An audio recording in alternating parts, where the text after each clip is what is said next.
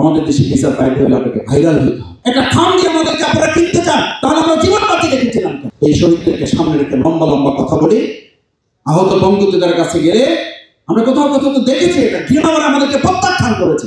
আমাদের আহত বঙ্গবন্ধু বলেছে কি বলেন আপনারা এসব, একটা থাম দিয়ে আমাদেরকে আপনারা কিনতে চান, তাহলে আমরা জীবন বাঁচি রেখেছিলাম। কিন্তু আমি খুব দুর্ভাগ্যের সাথে লক্ষ্য করি কে কত খাম দিয়ে কাকে কিনে কার কাছ থেকে এখন কথা বিক্রি করা হচ্ছে, কথা কেনা হচ্ছে।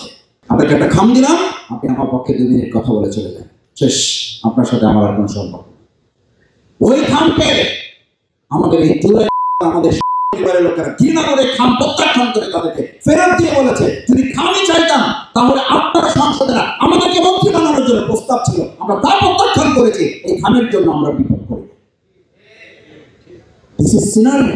আমাদের দেশে বিচার পাইতে হইলে যে বলে না, আমাদের দেশে বিচার পাইতে হলে আপনাকে ভাইরাল হইতে হবে। আমি প্রসিকিউটরে দু এক সময় টুকটাক একটু যোগাযোগ করতে হয়, কথা বলতে হয় মাঝে মধ্যে। একদম মানে শহীদ পরিবার এসে বলে যে ভাই আমরা যে তালিকা দিয়েছি সেই তালিকার কোনো খবরই নেই, যে নাম দিয়েছে সে নামের সাথে কোনো মিলে নাই।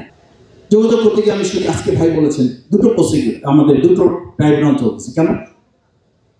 অন্তর্বর্তীকালীন সরকার যদি এত আয়োজন করতে পারে, এত কিছু তারা করতে পারে, তাহলে 2টো ট্রাইব্যুনাল আজকে 1 বছর পার হতে যাচ্ছে, আর মাত্র কয়েকদিন পরে এই ট্রাইব্যুনাল আমরা 20টা ট্রাইব্যুনাল করতে পারলাম না। কেন?